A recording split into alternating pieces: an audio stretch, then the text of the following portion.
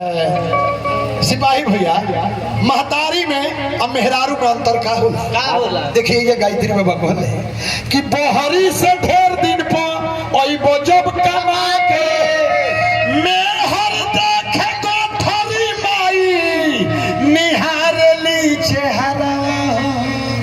अरे हमर बउआ, अरे तू कैसन हो गइल ये बउआ? धन है बउआ। अभी अभी हमारा परम आदरणीय सरपंच साहब हमारा सभा में आईनी, हमारा मंच पर आईनी। सरपंच साहब के हम गोड़ लागो। सरपंच साहब देखिए 4 गो आदमी के गोड़ लागल जाला जीवन में, मात्र 4 आदमी के गोड़ लग जाला, 5 गो के गोड़ लगल ना जाला। याद करो सब है। सरपंच साहब बाया वृद्ध उम्र में जे श्रेष्ठ होके ओकरा के गोड़ लागल जाला। कौनो जाति के होके उम्र में बोल होके ओकरा के गोड़ लागल जाला। बाया वृद्ध तोप वृद्ध सन्यासी होई, साधु होई, कौनो जाति के हुई ओकरा के गोड़ लागल। ज्ञान वृद्ध जेरा और गुरु हुई ओकरा के गोड़ लागल जाई। अब पद वृद्ध जेकरा पास में पद होई, उम्र में छोट होई, डीएम के आवास पर जाई। सर तेरा एगो पद बा, तेरा पद के हम स्वागत करतनी, गोड़ लागतनी। अतने कहब सरपंच साहेब ये श्रद्धा ज्ञान देती है, नम्रता मान देती है, योग्यता स्थान देती है। तीनों जिस व्यक्ति को मिल जाता है उसी व्यक्ति को दुनिया सम्मान देती है। थोड़ा ताली बजा दिया साहब, ताली बजा दिया।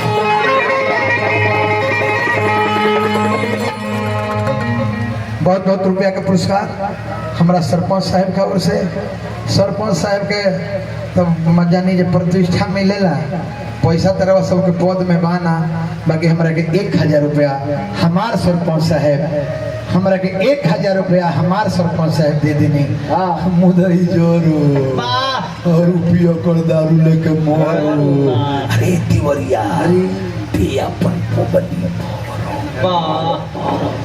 हजारों हजार देखा नमरी से बारिश, नमरी के बारिश तरह मिल है जोगिंदा मिला।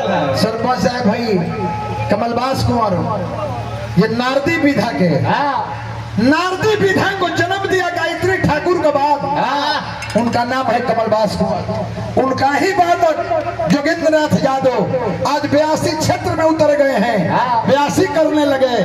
जी जी सर, तनी मनी एक लाइन ले ली। कहाँ दारू डॉक्टर साहब अब हमारा उठा के फिर ओइजे कह जम्मू गवैया ना है कि हाथी मुते हर हर बरखा पर छर छर, तू को बंदी ह हर हर छर छर, एकर माने कुछ ना होला।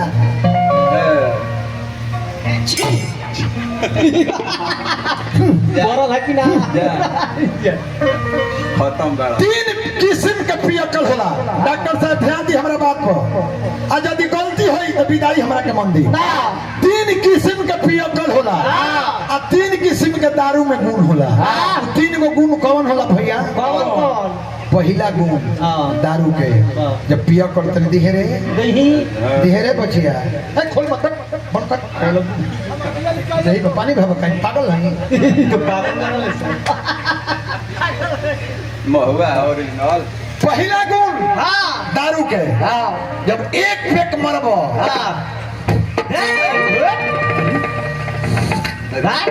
देखिए पहला कि हम दावा हुई दावा दारू कहेला एक पेक मरबो तो कही जे हम दावा हुई। आ जब वही दारू के दूसरा पेक मरबो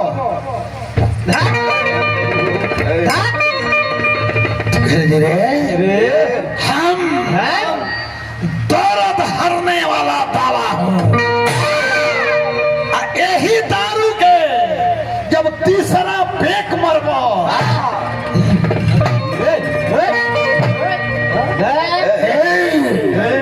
तू मुझको तीसरा पेट ढार कर पी गया, मैं दारू से अब शराब बन गया।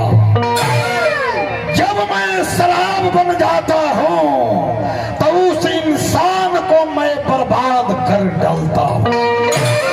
तीसरा पेट जब दारू मार लो बुद्धि भ्रष्ट हो जाई। अब पियाबा कब ले जब ले सूत न जइबो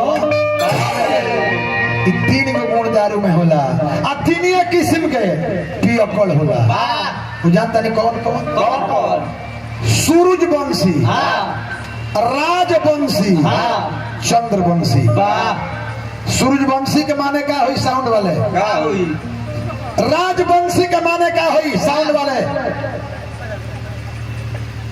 चंद्रवंशी के माने का हुई सूरजवंशी के माने ये किरण फूटी अतले भट्टी पर जूटी बिना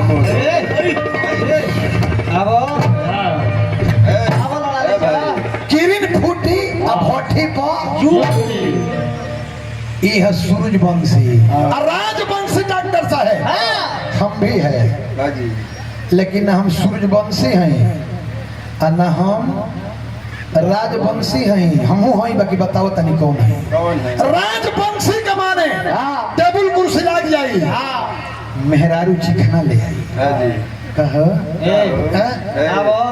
फल फ्रूट ला ये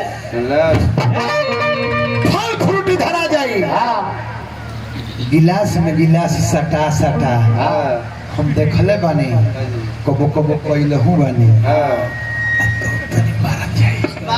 पचगो संहतिया बैठ एक टेबल के कोकरी ई राजवंशी आ चंद्रवंशी दिन भर खटी परिश्रम करी मेहनत करी आ जब घरे जाई किरीम डूबी तो तेरा खावा बदला रनिया तनी ले आओ आ तू पे कमारी दमच के खाई राती का सुत आई तो पियकड़ बना तो चंद्रवंशी बना तो हम भी पीते हैं डॉक्टर साहब तो हम चंद्रवंशी हैं गौनई गा के जाई आ तब दू पे मार ले आया आराम से सुत ये पियकड़ के रोल है ये गुण है का हो अरे समय